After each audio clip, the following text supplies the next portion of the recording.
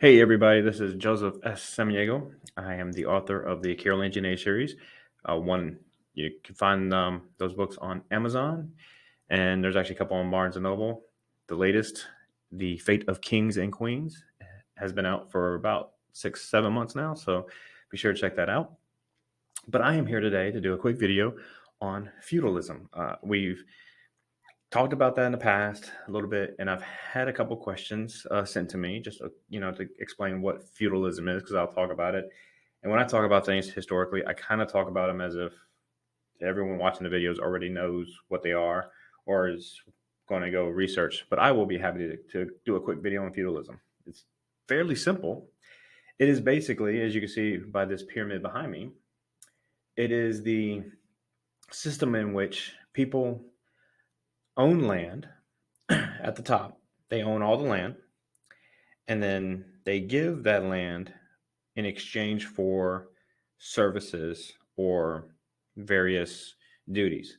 So the king owns all the land, more or less, in name, basically. And he gives fiefs, as they call, to various vassals. Now, these could be your dukes, these could be counts.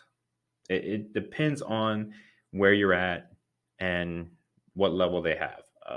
Dukedom in England really didn't start until the reign of Edward III, when he granted dukedoms to all his sons, all his legitimate sons. I'm not sure if he had any illegitimate ones or recognized, but and then they had vassals of their own. Now those fiefs, those dukes and lords, the vassals to the king, will give taxes and military aid to the king, as well as possibly food to the king, stores of grain and things like that. Now, underneath them, they also have vassals because they have this plot of land, and then they more or less give out their land in exchange for the same deal. Now, the duke will say, I have this count or I have this baron who answers to me.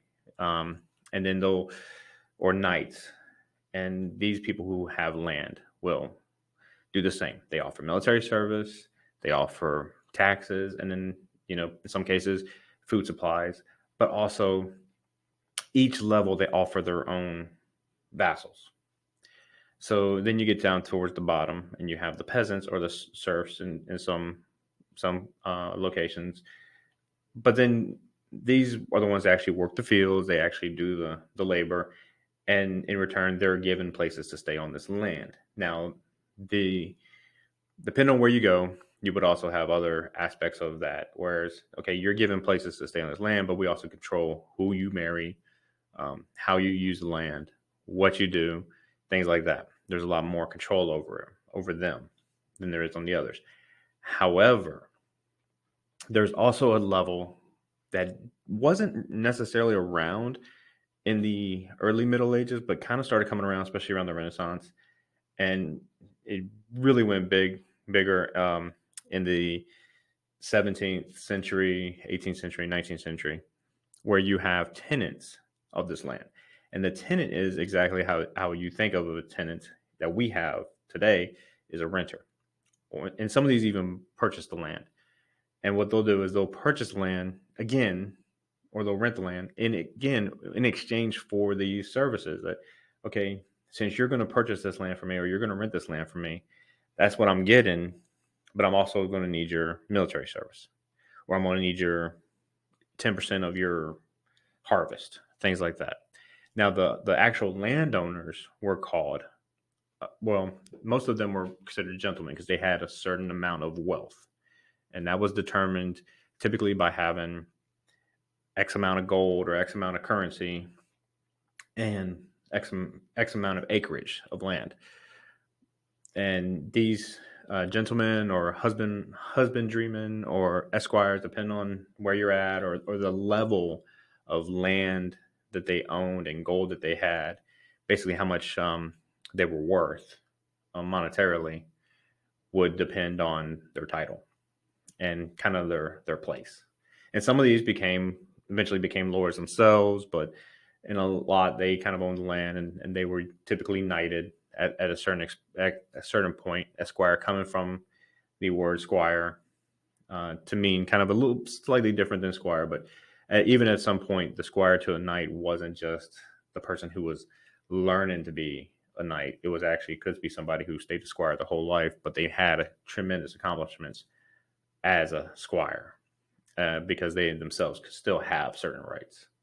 Um, so that's basically feudalism in a nutshell. It worked in the Middle Ages to an extent to keep people happy with getting certain plots of land, but it also kept a lot of people underneath other people's thumbs and keeping them down where they couldn't really advance unless through war or through just windfalls of finances. So it worked for some, didn't work for others, just like any system. But yeah, it is the system that we kind of know for the Middle Ages, and that's basically it. So thanks for watching. Remember, go check my books out. Carolingian Age series. Fated Kings and Queens is the most recent release. I got another one coming out soon that I'll be talking about soon. But go check them out, and I hope to see you again. Thanks.